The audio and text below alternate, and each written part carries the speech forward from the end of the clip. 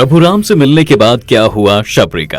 प्रभु के इंतजार में शबरी बूढ़ी हो गई थी, पर वो रोज अपनी कुटिया साफ करती थी, ये सोचकर ना जाने कब मेरे प्रभु आ जाएं। तभी एक दिन उसे पता चला कि दो सुंदर युवक उसे ढूंढते हुए वहां आने वाले हैं।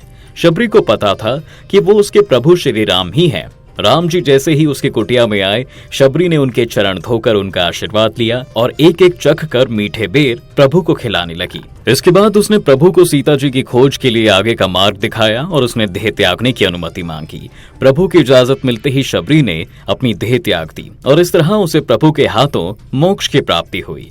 पर आपको बता दें कि शबरी का भगवान श्री राम के हाथों मोक्ष मिलना ये पहले से ही तय हो चुका था। दरअसल पद्म पुराण में लिखी एक कथा के अनुसार माता शबरी पिछले जन्म में देवराज इंद्र की सभा की एक अप्सरा हुआ करती थी, जो नृत्य करके उनका मनोरंजन किया करती थी। एक बार इंद्र की सभा में सभी अप्सराएं नृत्य कर रही थीं, तभी वहां भगवान विष्णु आए। उस अप्सरा ने जैसे ही प्रभु को देखा, वो अपने नृत्य ही भूल गई और एकटक उन्हें देखती ही रही। ये सब देखकर देवराज इंद्र को बहुत गुस्सा आया। उन्होंने तुरंत उसे मृत्युलोक जाने का श्राप दे दिया। तब क्षमा मांगते हुए वो अप्सरा बोली, मैं तो बस प्रभु को देख रही थी, उनकी छवि ही ऐसी है कि कोई भी अपना कार्य भूल जाए। कृपया आपसे निवेदन है कि आप मुझे इस श्राप से मुक्ति का उपाय बताएं। उसकी बात सुनकर इंद्रदेव ने उससे कहा कि त्रेता युग के चौथे चरण में भगवान श्री हरि अवतार लेंगे, तब उन्हीं के दर्शन करके तुम्हारा उद्धार होगा। इसके बाद धरतीलोक में उस अप्सरा का जन्म एक रानी के रूप में हुआ, जिसका नाम परमहिसी था। एक बार परमहिसी ने जब साधु संतों को हवन यज्ञ करते हुए देखा, तो उसको इच्छा हुई कि वो भी उनके साथ बैठकर हवन में आहुति डाले।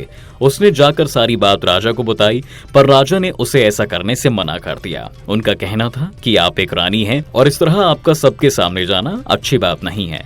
रानी को बहुत दुख हुआ और वो रोते हुए अपने कक्ष में चली गई। रोते हुए वो रानी त्रिवेणी तट पर पहुंच गई। उन्होंने रोते हुए ही माँ गंगा से प्रार्थना की, हे देवी माँ, मुझे अगले जन्म में ना तो रानी बनाना और ना ही रूपवान। आज इसी के कारण मैं प्रभु सेवा से वंचित रह गई। इतना कहकर उसने जल समाधि ले ली और अपना शरीर त्याग दिया। कहते हैं इसलिए जब रानी परमहिसी का अगला जन्म शबरी के रूप में हुआ, तो वो ना तो सुंदर थी और ना ही कहीं की रानी थी। दोस्तों, माता शबरी की इस अद्भुत भक्ति की कथा को ज्यादा से ज्यादा लोगों तक पहुंचाएं, ताकि प्रभु का गुणगान हर तरफ फैल सके। साथ ही कमेंट में जय श्री राम लिखना बिल्कुल ना भूलें।